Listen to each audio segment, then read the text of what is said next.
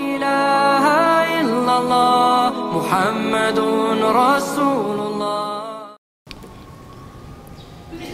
Alhamdulillah, alhamdulillazi an'ama alaina bi ni'matil iman wal islam. Asyhadu an la ilaha illallah wahdahu la syarika lah al-malikul alam wa asyhadu anna muhammadan abduhu wa rasuluhu sallallahu alaihi wasallam sayyidul anam. Allahumma salli wa sallim wa barik ala Muhammad wa ala alihi wa sahbihi ajma'in, amma ba'. Ya ayyuhallazina amanu taqullaha haqqa tuqatih wa la tamutunna illa wa antum muslimun. Qala Allah ta'ala fil Qur'anil Karim, a'udzu billahi minasyaitonir rajim. Bismillahirrahmanirrahim. Wasari'u ila maghfiratin min rabbikum wa jannatin arduha as-samawati wal ardh uiddat lil muttaqin alladzina yunfikuna fis sarai wad dharra wal kadhiminal ghaidha wal 'afina 'anil nas wallahu yuhibbul muhsinin. Shadaqallahul azim. Pertama-tama, marilah dari lubuk hati kita yang paling dalam kita panjatkan puji syukur ke Allah Subhanahu wa taala. Tuhan yang telah menciptakan kita, Tuhan yang telah menghadirkan kita ke dunia ini, dan Tuhan tempat kembali kita nanti. Kita tidak akan kemana-mana, kita sedang berjalan menuju Allah, kita sedang berjalan menuju kematian kita. Harapan kita, permohonan kita kepada Allah, mudah-mudahan dalam perjalanan kita menuju Allah, dalam perjalanan kita menuju kematian kita, Allah tuntun kita tetap dalam ketaatan kepada Allah. Allah bimbing kita selalu berada di agama yang lurus, sehingga kalau datang waktunya Allah anugerahkan kita kematian yang husnul khotimah, selama di dunia dan selama di akhirat. Amin ya rabbal alamin. Saudaraku hamba Allah yang insya Allah dirahmati Allah, pernah suatu kali Anas bin Malik bercerita kepada kita, para sahabat sedang berkumpul bersama Nabi di Masjid Nabawi, sebangsa mengadakan alaqah gitu. Tiba-tiba Nabi berkata, sebentar lagi dari pintu itu akan masuk seorang calon penghuni surga, ahlul jannah, kata beliau. Tentu saja sahabat semuanya matanya tertuju ke pintu untuk melihat siapakah orang yang sudah diberitahu oleh Rasulullah penghuni surga itu. Masuklah seorang laki-laki dari golongan Ansor, mukanya penuh dengan air wudhu, bahkan menetes dari jenggotnya, tangan kirinya menenteng terompahnya, dan bergabung bersama sahabat yang lain. Besoknya pada kira-kira waktu yang sama, pada kesempatan yang sama, pada mereka melakukan alaqah juga, berkumpul sahabat dengan Rasulullah. Tiba-tiba sahabat berkata lagi, sebentar lagi akan masuk dari pintu itu seorang ahlul jannah, penghuni surga. Tentu saja semua melihat lagi ke pintu, siapa lagi hari ini yang masuk, yang sudah diramalkan lagi oleh Rasulullah masuk surga. Ternyata yang masuk masih laki-laki yang kemarin juga. Hari ketiga, pada kesempatan yang sama, Nabi masih berkata dengan kalimat yang sama, dan yang masuk juga masih laki-laki yang sama. Itu juga orangnya 3 hari itu. Seorang sahabat muda, Abdullah bin Amr bin As, penasaran dia, apa sih ibadah orang ini, kok belum dia sudah diramalkan masuk surga oleh Rasulullah. Setelah selesai pertemuan hari ketiga itu, Abdullah bin Amr bin As mendatangi laki-laki itu dan berkata, Pak, saya ada masalah sedikit dengan keluarga di rumah, saya nggak kepingin pulang, agak 3 hari ini, boleh nggak saya nginap di rumah Bapak? Mari, kata orang tua itu, silakan. Malam itu Abdullah bin Amr bin As tidak tidur. Dia sengaja tidak tidur untuk mengamati apa sih ibadah laki-laki ini, kok belum sudah diberitahu sebagai penghuni surga, dan Nabi tentu saja tidak pernah bohong dengan ucapannya. Mulai tidur sampai subuh tidak ada yang terlewatkan, dia amati, dia tidak tidur, dia ingin mengganti tidurnya siang saja, tetapi tidak ada yang dilihatnya yang istimewa. Ternyata laki-laki itu bahkan tidak sholat tahajud malam itu. Paling-paling dia kalau terbangun, dia sekedar zikir, takbir, tidur lagi. Kalau terbangun lagi zikir, takbir, tidur lagi. Sampai subuh mereka tidak ditemukan satupun yang istimewa oleh Abdullah bin Amr bin As. Pada hari kedua, Abdullah bin Amr bin As juga tidak tidur lagi. Dia mengamati lagi semua apa yang dilakukan laki-laki malam itu. Dia ingin tahu ibadahnya apa. Ternyata sama persis dengan kemarin, tidak ada melakukan ibadah apa-apa, kecuali hanya sekedar kalau bangun dia berzikir dan takbir sampai subuh lagi. Hari ketiga tetap sama seperti hari pertama kedua, dia tidak menemukan ibadah yang istimewa, sehingga akhirnya Abdullah bin Amr bin As rasa kecewa dia. Setelah subuh dia berkata, "Pak, saya mau pamit, mau pulang saja. Sebetulnya saya tidak ada masalah dengan keluarga di rumah.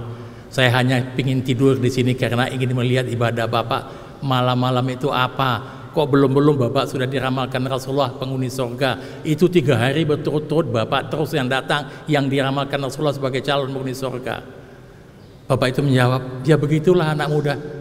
Tidak ada yang istimewa dengan ibadahku. Yang wajib-wajib seperti yang lain juga lakukan. Kalau gitu aku pamit, Pak," kata si Abdullah bin Amr bin As. Baru jalan 5 langkah dia dari rumah laki-laki itu memanggil, "Anak muda kesini sebentar." "Ada apa, Pak?" "Sebetulnya memang ibadahku tidak ada yang istimewa. Ada tapi satunya aku jaga, akhlakku. Aku tidak pernah menghina, mencaci, memaki orang lain. Aku tidak pernah hasad, iri, dengki, bahkan tidak pernah suudzon dengan orang lain. Itu yang selalu ku jaga. Hatiku jaga bersih dengan akhlak yang mulia." Barulah Abdullah berkata dalam hatinya, ternyata inilah rupanya yang menyebabkan bapak ini bisa masuk surga, karena akhlak yang mulia. Pernah sahabat bertanya kepada Rasulullah, "Ya Rasulullah, apakah yang bisa memasukkan, apakah yang banyak memasukkan orang masuk surga ya Rasulullah?" Apa jawab Nabi? "Taqwallah wa husnul khuluq." Bertakwa kepada Allah dan akhlak yang mulia. Pernah sekali tempo sahabat bertanya, "Ma huwaddin?" Apakah inti agama itu? Nabi menjawab, "Akhlakul karimah." Sahabat itu pindah ke kanan, bertanya lagi dengan kalimat yang sama. Nabi tetap menjawab, "Akhlakul karimah." Dia pindah sebelah kiri, bertanya lagi, "Ma huwaddin?" Nabi tetap menjawab, "Akhlakul karimah." Dia pindah ke belakang, penasaran dia. Dari ke depan, kanan, kiri tetap jawab sampai sama, mungkin dari belakang beda. Tanya lagi, "Ma huwaddin?" Apakah inti agama itu? Nabi tetap menjawab, "Akhlakul karimah." Belum jelas juga kah bagi engkau, "Innama bu'istu liutammima makarimal akhlak." Aku tuh diutus untuk menyempurnakan akhlak. Banyak sekali ayat-ayat dan hadis-hadis yang menceritakan keutamaan akhlak. Hadis yang saya sangat senang, akmalul mu'minin, mukmin yang sempurna imannya adalah yang akhlaknya mulia. Bahkan ada hadis yang mengatakan, "Habba ibadallah ilallah ahsanul khuluqa." Hamba yang dicintai Allah adalah yang akhlaknya baik. Nabi pernah berkata, di akhir nanti orang yang dekat denganku, duduk bersamaku adalah orang yang akhlaknya mulia. Pertanyaan kita sekarang adalah, akhlak mulia seperti apakah yang bisa menjadikan pintu surga kita? Tadi disampaikan oleh protokol, tema kita hari ini adalah masuk surga lewat pintu surga. Akhlak mulia seperti apa? Ini dijelaskan Allah di dalam surat Ali Imran ayat 133 134 yang kami kutip pada awal khutbah tadi. A'udzubillahi minasyaitonirrajim. Wasari'u ila maghfiratin min rabbikum wa jannatin 'arduha as-samawati wal ardu uiddat lil muttaqin. Alladzina yunfikuna fis sarai wad dara wal kadhibina al-ghaiza wal 'afina 'anil nas wallahu yuhibbul muhsinin. Surga seluas langit dan bumi disediakan bagi orang yang bertakwa dan orang yang berakhlak mulia. Seperti apa mereka itu? Yang pertama, ada 4 dalam ayat ini. Alladzina yunfikuna fis sarai wad dara, yang berinfak waktu lapang, waktu sempit. Itu terjemahan tekstualnya. Tapi ulama menjelaskan maksudnya di sini adalah orang-orang yang senang menyenangkan orang lain dan bermanfaat bagi orang lain. Kan waktu kita berinfak pada seseorang kan menyenangkan dia dan bermanfaat bagi dia. Maka orang-orang yang menyenangkan dan bermanfaat bagi orang lain itu adalah salah satu pintu surga kita. Nabi pernah ditanya, "Ya Rasulullah, amalan apakah yang paling disukai Allah?" Apa jawab Nabi? Amalan yang paling disukai Allah adalah memasukkan rasa senang ke dalam hati orang lain, menyenangkan orang lain. Kalau orangnya Rasulullah, siapakah orang yang disukai oleh Allah? Kalau orangnya yang bermanfaat bagi orang lain. Sehingga Nabi pernah berkata, khairun nas anfa'ul linnas, manusia bermanfaat bagi manusia lainnya.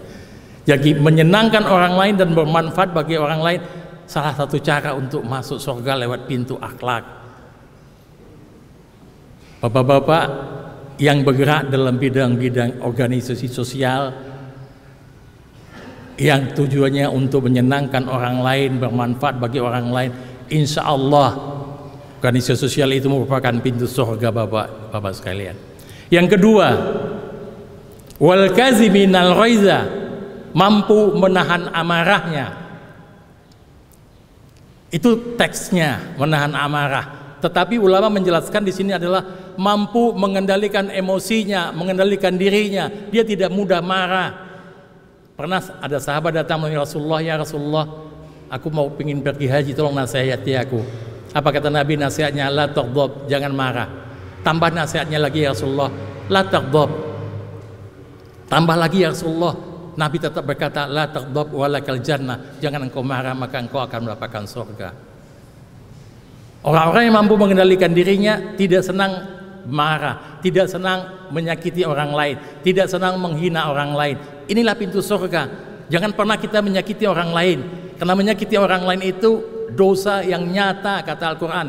Wallazina yu'zunal mu'minina wal mu'minat, orang-orang yang menyakiti mu'min laki-laki, mu'min perempuan bighairi maktasabu, tanpa alasan, faqad ihtamalu buhtan wa isman mubina, dia sudah memikul kebohongan yang besar dan dosa yang nyata. Nyakiti orang itu dosa yang nyata. Pernah sahabat bertanya kepada Rasulullah, ya Rasulullah, ada seorang ibu tetangga kami, dia kami sebut ahli ibadah, semua sholat itu disikatnya, enggak ada sholat wajib, qabliyah, ba'diyah, tahiyatul masjid, duha, tahajud. Begitu juga puasa, tidak hanya Ramadan, Senin Kemis, pertengahan bulan 3 hari, Arafah, Muharram, dia puasa semua. Sehingga kami sebut dia ahli ibadah. Cuma ada satu ya Rasulullah, apa itu kata Nabi? Kalau dia bertemu dengan kami, ada saja caranya untuk menyakiti hati kami. Sehingga tiap pertemuan dengan orang ini tetap aja kami tersakiti. Pernah kemarin Rasulullah, dia datang, tidak ngomong apa-apa, dia diem, tidak ngomong. Tapi kami tersakiti juga.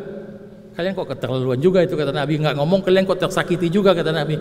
Bagaimana tidak ya Rasulullah? Sewaktu dia datang, dia memandang kami satu persatu, seolah-olah kami ini semuanya ahli neraka, menghina, merendahkan. Hanya dia tok yang ahli surga. Kami tersakiti ya Rasulullah. Apa kata Nabi? Kalau benar apa yang kau sampaikan itu, maka wanita yang kalian sebut ahli ibadah itu tempatnya di neraka Allah. Hati-hati, jangan menyakiti orang lain, agar kita bisa masuk surga lewat pintu akhlak. Yang ketiga, wal afina 'anin nas, memaafkan kesalahan orang lain.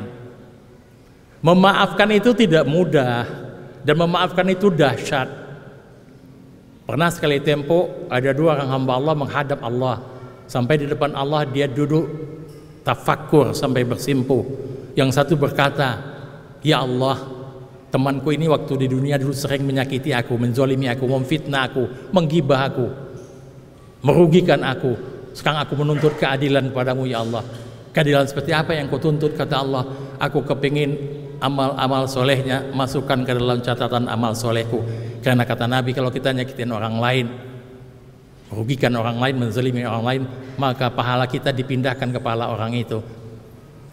Temanmu ini pahalanya sudah habis, sudah tidak ada lagi. Amal solehnya sudah habis, karena dari tadi banyak sekali orang yang menuntut dia, dan semuanya dibayar pakai amal solehnya. Kalau begitu kata Nabi, ya Allah, pindahkan dosaku ke dalam catatan dia. Karena kata Nabi, kalau amal soleh kita sudah tidak ada lagi untuk membayar orang yang kita sakiti, yang kita zalimi, maka dosa orang itu kita tanggung, masuk ke dalam catatan kita. Jadi aku ingin ya Allah agar dosa-dosaku pindahkan ke dalam catatan temanku ini. Kemudian Tuhan berkata, angkat kepalamu. Yang tadi mereka menegur, sekarang angkat kepalamu. Sewaktu mereka mengangkat kepalanya, dilihatnya di depannya ada surga yang sangat indah sekali. Dari permata, berlian, emas, intan. Dia bertanya, ya Allah, surga seindah ini apakah untuk para rasul, para nabi, atau para syuhada? Untuk siapa saja yang mau dan mampu membayarnya. Engkau sebetulnya kalau mau mampu membayarnya, kata Allah. Bagaimana cara aku membayarnya ya Allah?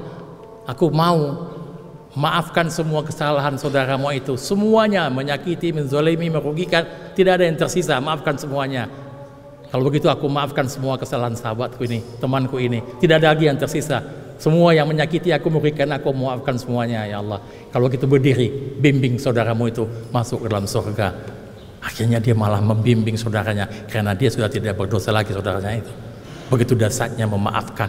Dan memaafkan itu biasanya karena kita tersakiti atau dirugikan.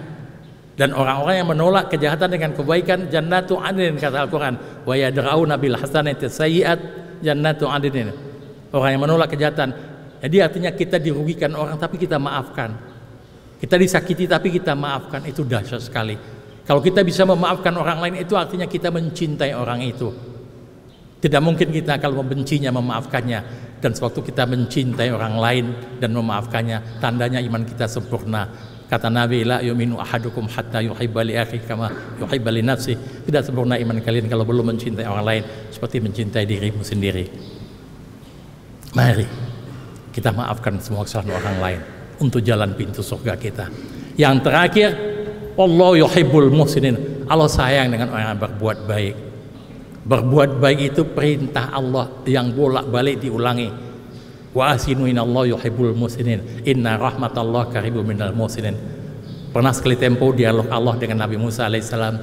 Ya Musa, ada hambaku yang dosanya menumpuk-numpuk sampai menyentuh langitku, saking banyak dosanya. Tapi aku abaikan semua dosanya, aku ampuni semuanya, bahkan aku limpahkan rahmatku kepadanya. Kok bisa ya Allah engkau abaikan, engkau ampuni?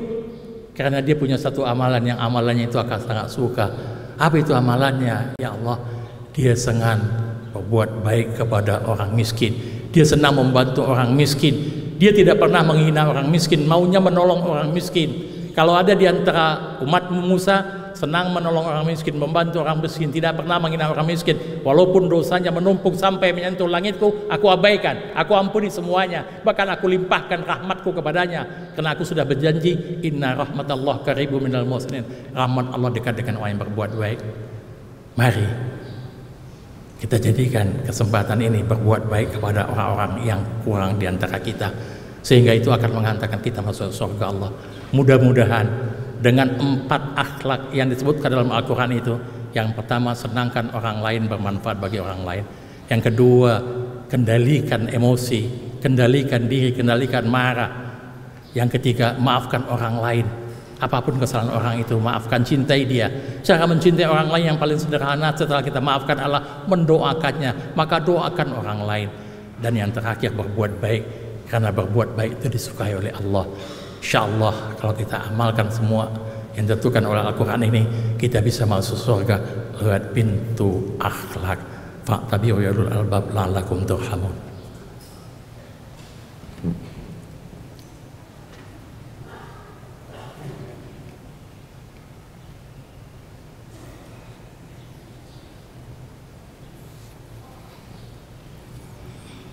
Alhamdulillahirabbil alamin wa bihi nasta'in wa ala umuri dunya waddin wassalatu wassalamu ala asrafil anbiya'i wal mursalin wa ala alihi washabihi ajmain.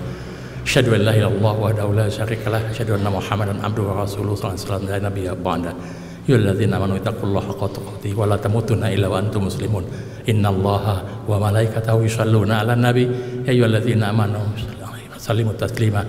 Allahumma shalli ala Muhammad wa ala Muhammad kama shallaita ala Ibrahim wa ala Ibrahim. Wa barik ala Muhammad wa ala Muhammad kama barakta ala Ibrahim wa ala Ibrahim fil alamin innaka Hamidum Majid. Allahumma ighfir lil muslimina wal muslimat wal mu'minina wal mu'minat al ahya'i minhum wal amwat innaka ala kulli shay'in qadir. Rabbana zalamna anfusana wa illam taghfir lana wa tarhamna lanakunanna minal khasirin. Rabbana la tuzigh qulubana ba'da idh hadaitana wa hab lana min ladunka rahmah innaka antal wahhab. Ya Allah yang melihat, mendengar, Engkau saksikan kami berkumpul di masjid kampus ini dalam rangka melaksanakan ibadah salat Jumat, dalam rangka mendengarkan khutbah. Maka terimalah ibadah kami ya Allah. Selamatkan kami di dunia dan selamatkan kami di akhirat. Amin ya rabbal alamin. Allah, khutbah kami hari ini tentang bagaimana masuk surga lewat pintu akhlak. Kami ingin masuk surga tidak hanya lewat pintu puasa, sholat, haji, jihad, tapi kami juga ingin masuk surga lewat pintu akhlak. Maka bantu kami ya Allah agar berakhlak yang mulia. Bantu kami ya Allah agar mudah menyenangkan orang lain dan bermanfaat bagi orang lain. Bantu kami ya Allah mengendalikan emosi kami, mengendalikan diri kami untuk tidak mudah marah. Bantu kami ya Allah agar mudah memaafkan dan mencintai orang lain. Bantu kami ya Allah agar berbuat baik, agar kami mendapat rahmat-Mu ya Allah. Ya Razak yang memberi rezeki, rezeki kepada kami rezeki yang halal dan thayyiban. Jauhkan dari rezeki yang subhat apalagi yang haram. Rezeki kepada kami anak-anak yang soleh dan soleha. Rezeki kepada kami keluarga yang sakinah mawaddah warahmah. Rezeki kepada kami hidup yang Kau ridhoi, agar kami selamat di dunia dan selamat di akhirat. Amin ya rabbal alamin. Ya Ghafar yang Maha Pengampun. Kalau kami ingat dosa-dosa kami menggigil, kami ketakutan, banyak dosa yang sudah kami lakukan. Tapi kalau kami ingat rahmat-Mu, kami bahagia. Karena rahmat-Mu jauh lebih luas dari dosa kami. Maka tolong dengan rahmat-Mu ya Allah ampuni semua dosa-dosa kami. Baik dosa yang lama maupun yang baru. Baik dosa sengaja maupun tidak sengaja. Baik dosa kecil apalagi dosa besar. Dosa yang kami sadari, tidak kami sadari. Semua dosa kami ampuni ya Allah. Ampuni juga dosa kedua orang tua kami. Ampuni juga dosa kakek, nenek dan saudara kami. Ampuni dosa kaum muslimin muslimat saudara kami semuanya ya Allah ya Allah amin. Hanya Engkau yang bisa mengampuni ya Allah. Akhirnya ya Allah kami mohon Engkau kabulkan doa kami ini. Jangan hanya doa para nabi saja yang Kau kabulkan. Jangan hanya doa para rasul saja yang Kau kabulkan. Jangan hanya doa orang-orang soleh saja yang Kau kabulkan. Doa kami orang biasa, yang ibadah kami masih biasa-biasa, yang kadang-kadang kami masih tergelincir juga dengan dosa. Tapi tolong kabulkan juga doa kami ya Allah. Karena kami juga hamba-Mu, kami tidak punya Tuhan selain Engkau. Iyyaka na'budu wa iyyaka nasta'in. Hanya kepada Engkau kami menyembah dan hanya kepada Engkau kami minta tolong. Tolong kabulkan doa kami ya Allah. Rabbana innana sami'na munadiyan yunadi lil iman an aminu bi rabbikum fa amanna. Rabbana faghfir lana dzunubana wa kaffir 'anna sayyi'atina wa tawaffana ma'al abrar. Rabbana wa atina ma wa'adtana 'ala rusulika wa la tukhzina yaumal qiyamah innaka la tukhliful mi'ad. Rabbana atina fid dunya hasanah wa fil akhirati hasanah wa qina azabannar. Subhana rabbika rabbil izzati amma yasifun wa salamun alal mursalin walhamdulillahi rabbil alamin wa la zikrullahi akbar. La ilaha illallah Muhammadun Rasulullah.